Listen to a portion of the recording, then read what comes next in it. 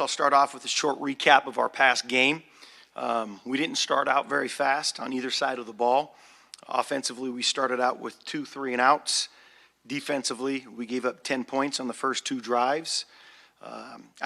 However, I thought we did a good job of responding. We knew we were playing an offense that was they were known to make big plays. We talked about it all week long. We were expecting that they were going to make some big plays throughout the game, but it was going to be how we responded 4 to 5 plays after that, and I thought we did a good job from that standpoint. Offensively, we didn't start fast, but we came out after the first 2 drives. We scored 24 points on the next 4 possessions to close out the first half with a 24-20 lead at halftime. Second half stat, third quarter specifically, that played an overall factor in my opinion was the time of possession. They controlled the ball for close to 12 minutes in the third quarter. Overall, they were at 38 minutes to 22 minutes. Offensively, we only had the ball for 7 snaps in the third quarter. So you start talking about time of possession, that's critical. We had a 4-play drive and a 3-play drive, which is nowhere near where we needed to be. Obvious areas for improvement offensively. We've got to protect the football. We've talked about that before. We can't turn it over. Emphasis on staying on schedule. We had, of the 5 possessions we had in the second half, only 1 was longer than 4 plays. So we need to stay on schedule. We need to be able to control the ball. We need to be able to take time off the clock. But ultimately, we need to score points in the second half. Defensively, I think we gave up too many explosives throughout the game. We need to be better at stopping the run. Things to improve on. We hit a couple deep balls to TJ, J-Mike. We need to continue to push the ball down vertically. I think DJ's he proved that last year that he's a excellent quarterback pushing the ball vertically, and he showed it again in this week. So big plays produce points. So we've got to make sure we do a better job and continually push the ball downfield. Defensively, we had 5 sacks. We had 7 TFLs. We had an interception and 2 goal line stands. Players that stand out to me, I thought Miles Graham played exceptional. I thought he was all over the field. He was a physical force when he hit you, and he ran extremely well when he was running to the ball. And then Sharif Denson was another one that, to me, that popped off the film. I thought he did a really good job. There was times where he was asked to secure the edge at the end against offensive linemen that were pullers. Did a great job of slipping some blocks to make some key tackles for us. Moving forward, this will be our first home game since October 18th. We're ready to get back into the swamp in front of our great fans, in front of Gator Nation. We'll be honoring Coach Meyer for his induction to the College Football Hall of Fame next month. It's Military Appreciation Week, so we always look forward to having members of our armed forces come speak to the football team at the end of each practice. And then we need to continue to fight. We need to continue to take accountability, both as coaches and players. Continue to focus. We need to continue to lock in, and we have to put another great week of practice. I thought preparation was much better last week, and continue to prepare, continue to fight, continue to win, and that's the goal. Came up under a guy there who abhorred rivals. I mean, he made a point of doing something special each week. You guys played a rivalry game. Yep. How do you kind of channel some of that energy this week yourself, and what's your approach to a team like Tennessee?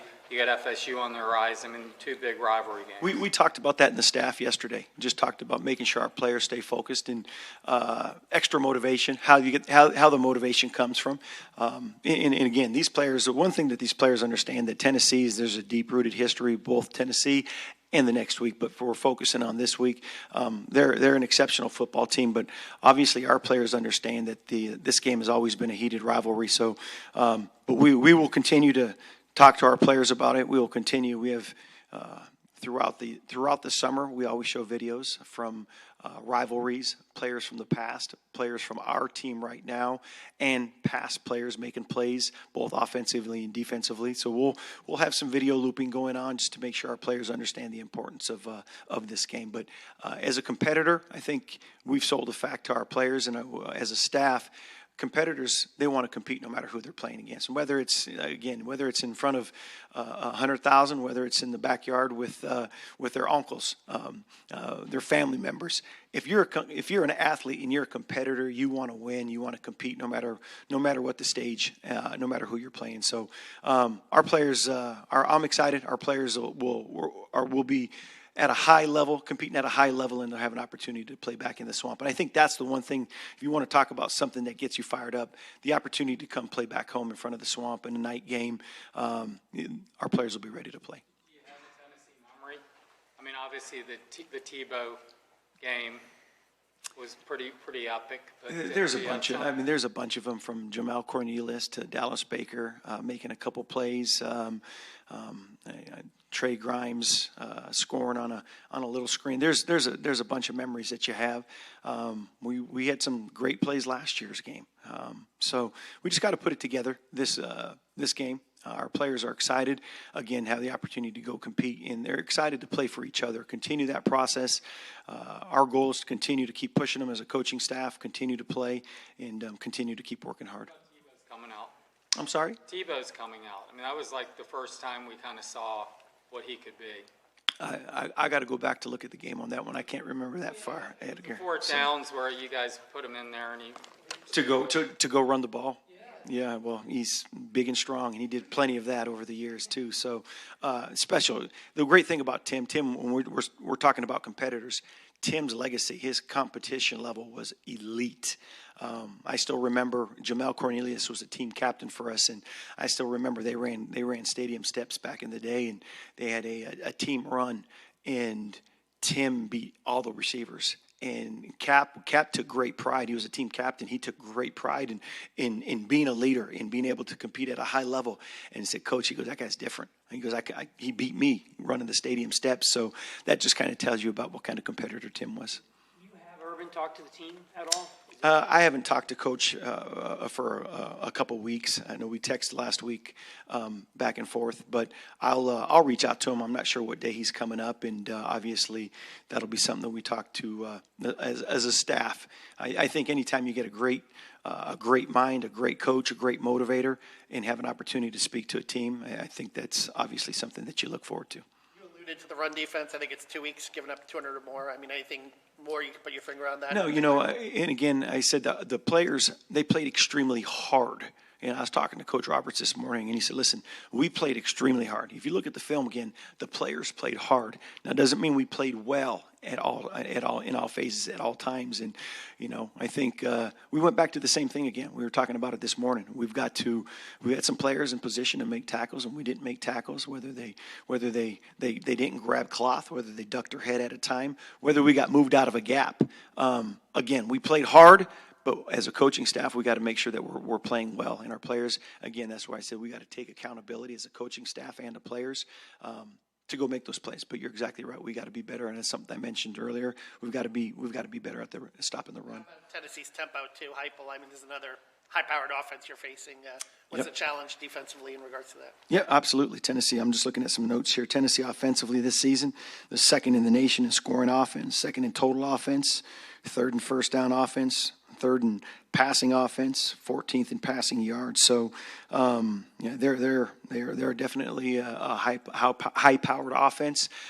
Be another challenge for our defense. I'm expecting the defense to come out and do exactly what they did last couple weeks or last couple games that we've played. Go out and compete. This is a little different. They do throw the ball a little bit more than they do run, but they do have a solid run game as well. I looked at their pass game and run game as far as what they're doing per game. Runs per game, they're averaging 37. In pass per game, they're 35. But they're explosive. They do take some shots downfield, like I got done talking about what we need to continue to do. And then they've got a quarterback that's come in and done a fantastic job for them this year. Expectation for Caleb Banks if he tries to play or is able to play? Yeah, he's been cleared. So obviously the return to play aspect of it it's going to be based on his body and how he comes through and performs this week at practice. But everybody's a little different. It takes some players a little bit a longer time to come back after the return to play. But I know as far as his attitude and willingness and eagerness to come back, he wants to come back immediately. So he wanted to play this past week. So it'll be.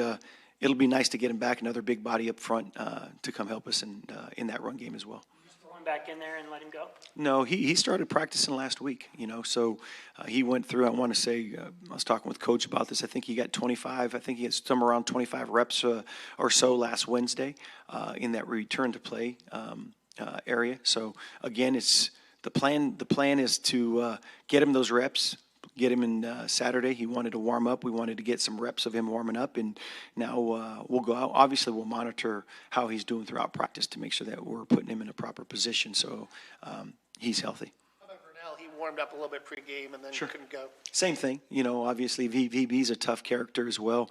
He got hurt a couple weeks ago, came back, gave it a shot, sat out, gave it a chance, came back and played. He's tough. He's a tough young man, and tried to go again this week. Was just sore. And one of the things from receiver coach, you want to make sure if a receiver can't lift his hands up consistently and go get the ball, then you just got to make sure that you're taking care of him. Try to get him healthy for the next game. So. Same thing, same plan for him is to continue to try to get out there.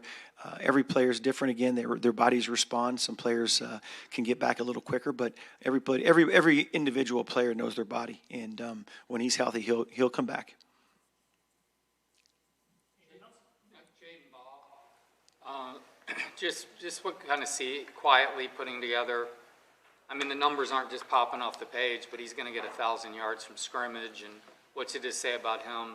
Considering that I think he's a focal point often of defenses. Well, he's the guy to stop as far as the run game for us. He's done a great job.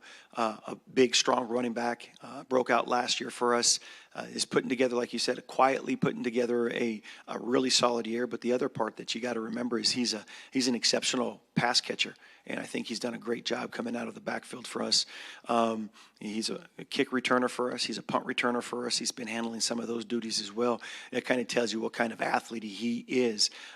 We depend on him, and we're going to depend on him for the next 2 games as well.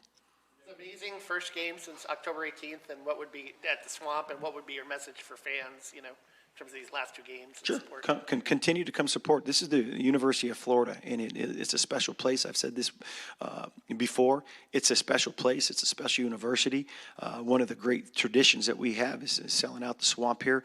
The atmosphere in the middle of the fourth quarter, it's going to be pretty cool again. You get a night game, so I think that's something that I know our players look forward to, the excitement and the fans and the energy that they bring. So our players will play off that as well too. But no, we're looking forward to having an opportunity to come compete against a high-level team in the Swamp.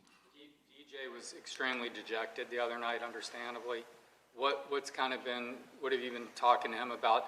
'Cause you were very honest about his judgment on that one play. And Reset, refocus. Continue to reset, refocus. And that's my whole, I after the press conference, after he had done the press conference, he was sitting in the locker room. I was going in to change before we got on the bus. And again, same thing. I told you a couple weeks ago, I sat with Dallas on the bus when he got injured.